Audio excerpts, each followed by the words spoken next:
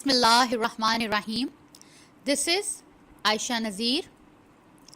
The topic of today's lecture is pure virtual function. What is virtual function? Where does we use the virtual function in C++? What's the functionality of virtual functions? And the second topic of today's lecture that is related to the virtual function is abstract classes and the concrete classes, and what's the difference between both classes, abstract and concrete classes. So let's get started. First of all, the abstract class. An abstract class is basically a base class that has at least one pure virtual function. If we see in the scenario of inheritance, there are multiple classes and every class has a base class, the parent or the superclass.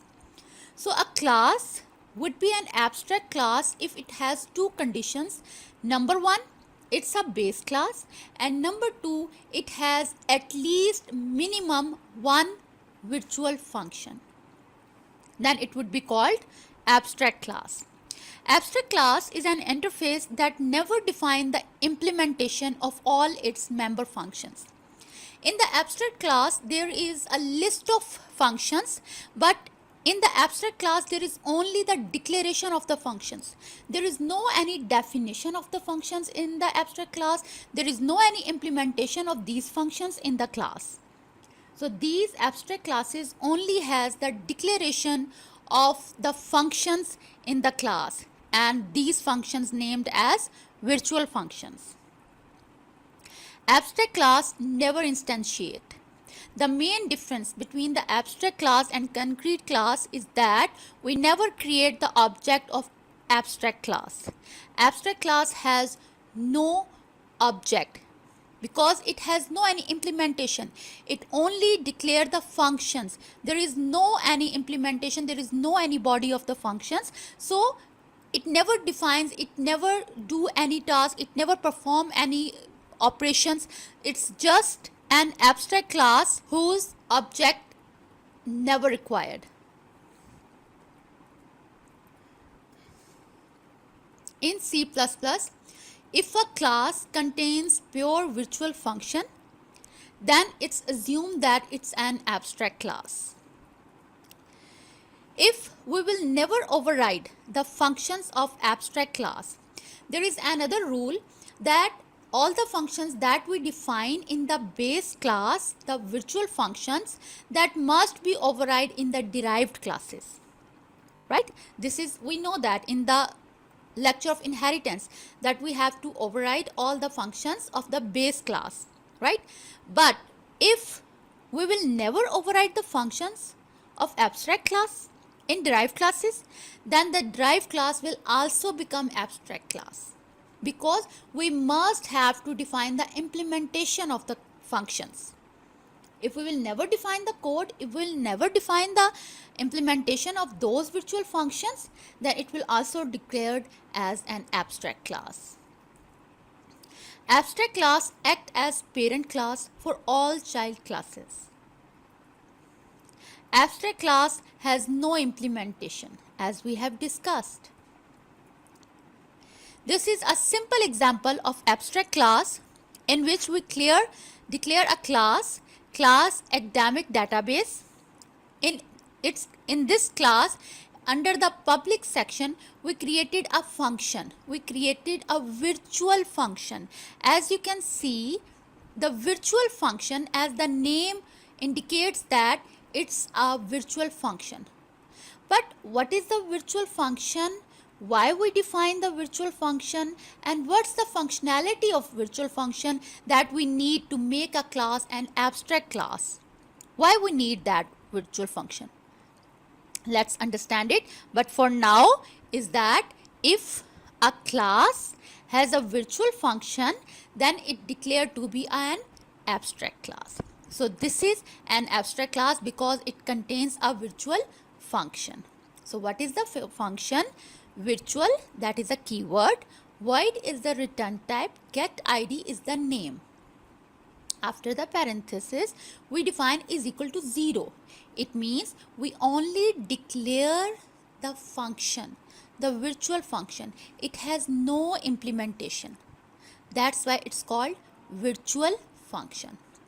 Let's understand the concept of virtual function in detail in the coming slides.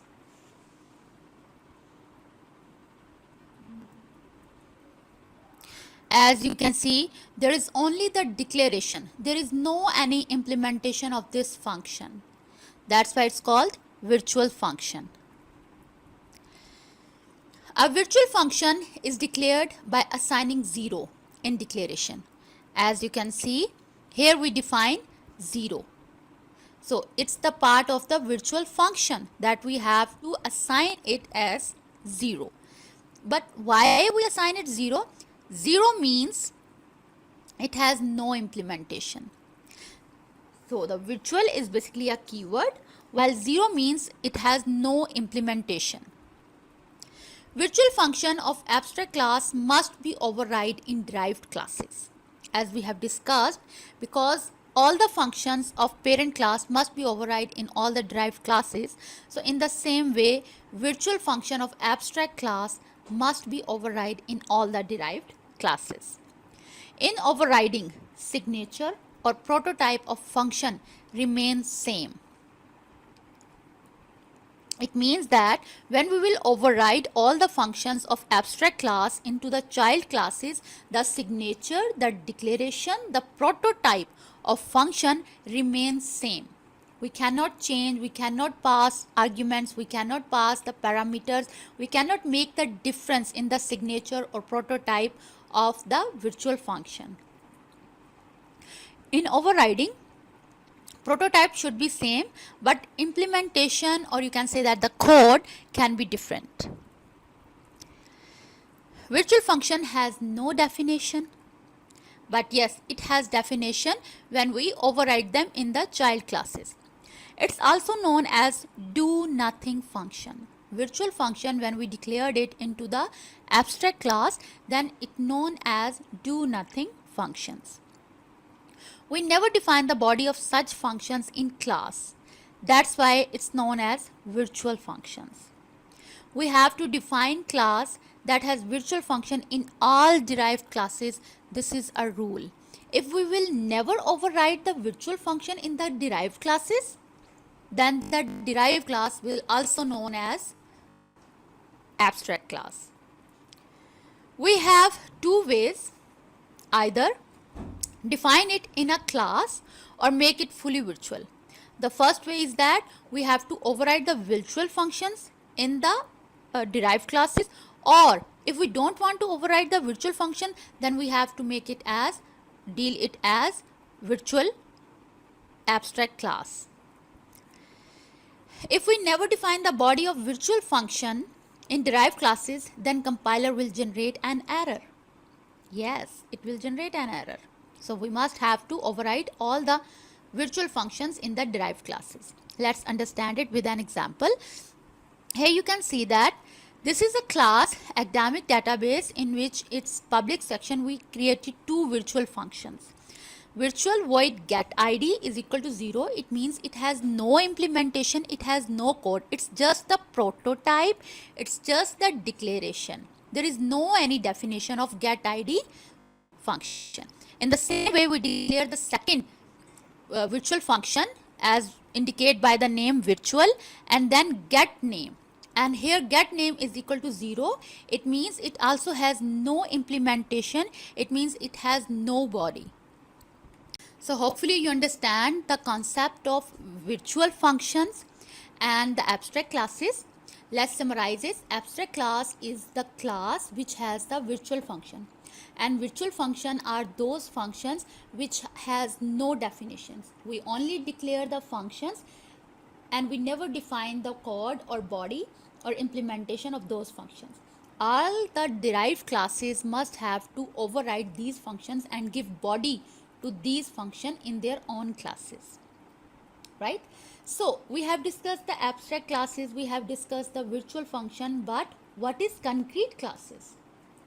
So concrete class can be base class or derived class. It can be base or it can be derived, it doesn't matter. So concrete class has full implementation of virtual function. All the derived classes that will be inherited from the base class, we have discussed that it's a rule that they will override the virtual function. So the classes that provides the body of those virtual functions, that provides the implementation of those virtual functions, are known as concrete classes. It means that abstract class has no implementation, but the concrete class has implementation. Abstract class has no coding in its virtual function, while in the concrete class all the virtual functions are override in the concrete classes, in the derived classes, and the concrete class defines the implementation, the code for these virtual classes. All derived classes that provide the implementation of all virtual functions that can be instantiated is known as concrete class. The main other difference is that abstract class has no object. We never create the object for the abstract class, but yes, we can instantiate the concrete classes. We can make the object of concrete classes. This is the main difference between the abstract classes and concrete classes, that abstract classes has object while the abstract classes has no object while the concrete classes has object. Let's understand it. Concrete class must have implementation of virtual function, otherwise it will also considered as abstract class. Yes, we have to define the implementation of these virtual functions in the derived classes, in the concrete classes. If we will never define the implementation, the code for the virtual function, then it will also consider as abstract class. Let's understand it with an example. For example, in all colleges there is an academic database in which we have the record of students, teacher, and technical staffs, right? Basically, the superclass, the base class, or the abstract class has all the common function in it, and we make these function as virtual. So get name is a function. Every student has a name, every teacher has a name, and every technical staff has a name. In the same way, in the school, every student has a student ID, every teacher has a teacher ID, and technical staff also has an ID. So in short, the base class has all the common features that resides in other derived classes too. Let's code it. Here is a simple example of concrete class. Class academic database, in the public section, virtual void get ID. It means it contains the virtual function. So it's a, what is it? It's a concrete class or abstract class? It's an abstract class because it fulfills the two rules, that it's a base class and it contains the virtual function. So it's a abstract class. After that, there is a derived class, class student, that is derived publicly, inherited publicly from the academic database. And in the public section, it's override the get ID function. As we have studied in the previous example, the prototype should be same. We cannot make changes. We cannot pass argument here. We cannot pass parameters here. We cannot change the prototype of the virtual function. It must be remain same. But we will never use the keyword virtual in the concrete classes. Right? So in the public section, we are overriding the virtual function get ID, and we are simply printing that the ID of student 1 is 001. And in the main section, the concrete class, that is a student that provides the implementation of virtual function in its own class, we are creating the object of concrete class. As we have discussed, that concrete class has object while the abstract class doesn't have object. So we created the object student 1, and we call through the concrete class object get ID. Now this is the get ID, this is the get ID. Both functions have the same name, but with the object, the compiler will got to know that it is calling the concrete class get ID function. and here is the output. The ID of student 1 is 001. So this is the abstract class which contains the virtual function, and this is the concrete class. There can be multiple concrete classes. As you can see in this example, here this is the same abstract class, and here is the concrete class student, and here is another concrete class that provides the body of the get ID function, virtual function. So here is the class is class teacher, which is publicly inherited from the academic database, that is the base class, abstract class. And in the public section, it provides the implementation of virtual function get ID. This is the virtual function get ID, and here we are providing the implementation of this function. The ID of teacher, whatever the name of the teacher is, teacher 01. So here in the main part, we first created the object of student class, that is the first concrete class, and we are calling first concrete class get ID function. Then we create the object of teachers class, teachers concrete class, teachers Ali, and we are calling the get ID function, that is the virtual function, through the object of teachers class. So here is the output. The ID of student 1 is 001 and the ID of teacher Ali is teacher 01. So hopefully you understand the concept. That was all about the abstract classes, concrete classes and virtual function. Thank you very much.